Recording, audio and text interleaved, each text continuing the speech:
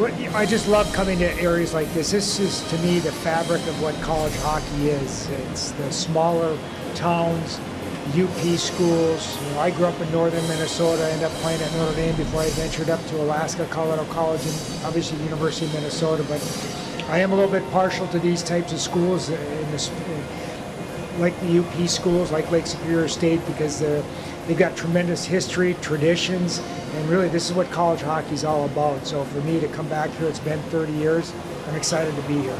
Well, you've made a lot of positive changes since coming on as commissioner too, especially with the TV package and all the coverage. I know we've got a lot more monitors and cameras and things up here in the press box than we used to have, and I know we've got a pretty good deal going with Flow TV to carry, Flow Sports that is, to carry the games on TV, and a lot of fans are taking advantage of that. It was a big deal last year, obviously, with the pandemic taking out the home fans, but this year it's just a nice luxury to have, and we've done a pretty good job with it. And I'm impressed. I have not watched a lot of streaming until this year.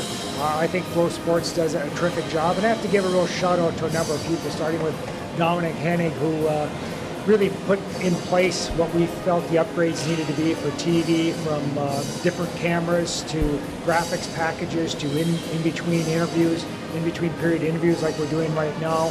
And then the credit to the athletic directors and presidents of the CCHA schools who invested in this. And they're investing in their hockey programs, investing in their fans, and I think you're starting to see the results, and the feedback we've received so far this year has been very positive. Don, planning and execution rarely line up quite as evenly as you hope, right? What are some things that you think have excelled in the league's rollout, and what are some areas that you think maybe have lagged behind a little bit early? Well, I think the stats were one thing, but again, that was a transition as much as anything from Tim Danahy, who kind of oversaw all the stats for college hockey. Now the NCAA is taking that over, so there's been a little bit of that. DV Sports, with the supply chains the way they were, trying to get the cameras on individual campuses, and then just getting everybody up to speed as the weeks have gone by. I think there's been a lot of improvement from early October to here we are end of October, and I think by another month or so we'll have everything all ironed out. And again, a lot of credit goes to the individual campuses, the technicians, all the people behind the scenes that are working so hard to make this go and make it better. And we have to be a little bit patient. We understand that. But the passion we see behind the scenes, I think, has been a real positive. And it goes with from refereeing. I think there's been improvement. I've reached out to even the opposing coaches in non-conference games. They've had a lot of good things to say about our officiating so far this year. I'm going to get around to every rink here before Christmas time to see for myself. And I can't be more impressed with what I've seen so far. I was in Bemidji State last night. I'll be here a couple weeks. I'll be up at Tech and Northern for their home and home, then on to Ferris and Bowling Green before ending up with St. Thomas and Minnesota State Mankato in early December. So just excited about the CCHA, excited about our brand, and try to deliver the best league we possibly can and see some results at the end of the year in the NCAA tournament. Yeah, Don, we're actually bringing back a league here that existed for some 41 seasons. The Lakers were a big part of that almost from day one, and then the CCHA went away. We went to the WCHA. Now we're back with the new league, and we do have St. Thomas filling us out as the 8th team in that league. Are there any plans for other teams to perhaps come in and make it more than an 8-team league in the future? Well, I think you're always keeping your eye open. You're looking at emerging programs, who would be a good fit. I think number one, if we're going to invite somebody to be a part of this league, that they have to have the institutional commitment. I think that was the most important thing for me when I interviewed for this position, that we want to be a league that's driven by the top teams, not a league that's driven by the bottom teams that are trying to hold spending down, trying to hold the top teams back. If we're going to bring somebody in, they have to make sure that they want to compete at the highest level, because that was something that was loud and clear through my interview process with the presidents. They're investing a lot in their programs and their student athletes and their communities, and they want to see results, as we all do, and we want to try to play at a very, very high level.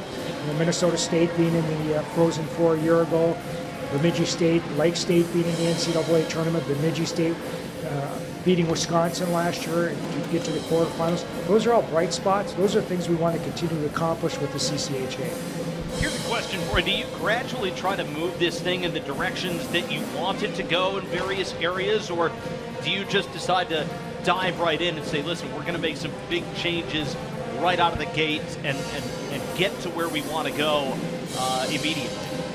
Well, we had about a 3-year window to try to make some of these changes and give some of the institutions time to kind of gear up. But to a lot of their credit, most have jumped in and invested in year one. And that's one of the things that we're really impressed with. Great. The referees are mic'd this year for the first time ever. We think that really lends something when they can announce a penalty, or if they're going to go to a replay. Everybody watching on TV or in the building knows exactly what they're looking for. We think that's a positive. The number of cameras at a game, we think that's going to be real positive. You know, the different graphics packages we've put together, the interviews with players, interviews between periods, that's just more fan friendly, and that's something we want to try to accomplish. And again, it gets back to the athletic directors and the presidents investing in our league. But as we all know, the most important part of this league are the players and the coaches that want to try to compete at the highest level. We want to try to give them every resource they can to put the best product on the ice. Well, Don, we really appreciate you joining us here between periods. We hope we can do this again as the season progresses. Maybe we could even get you on when we're on the road somewhere and you happen to be there. We'll certainly like to talk to you and talk hockey with the CCHA Commissioner, Don Lucia. Thank you. It's a pleasure to be on, and it's great to be up in the Sioux with all these great fans, and what a wonderful community. All righty. Don Lucia joining us here. We thank